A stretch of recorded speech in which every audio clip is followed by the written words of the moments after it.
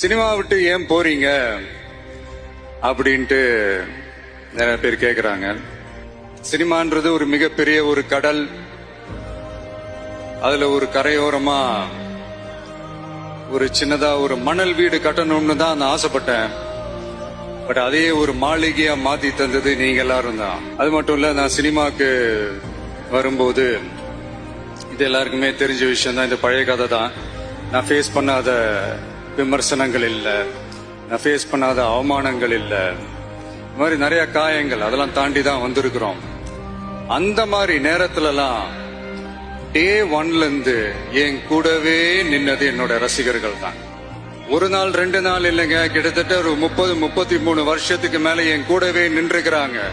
அதனாலதான் நான் என்ன டிசைட் பண்ணேன்னா, அடுத்த 30-33 வருஷத்துக்கு அவங்களோட நான் நிக்கிறோம்னு முடிவு பண்ணிட்டேன். எனக்குன்னு ஒண்ணுனா வந்து தியேட்டர்ல நிக்கிறாங்க, நாளைக்கு அவங்களுக்குன்னு ஒண்ணுனா அவங்க வீட்டுல போய் நிக்கணும்னு நான் முடிவு பண்ணிட்டேன். எனக்காக எல்லாத்தையும் விட்டு கொடுத்த என்னுடைய ரசிகர்களுக்காக நான் சினிமாவையே விட்டு கொடுக்கிறேன். இந்த விஜய் சும்மா நன்றின்னு சொல்லிட்டு போறவன் கிடையாது, நன்றி கடனை தீர்த்துட்டு தான் போவான்.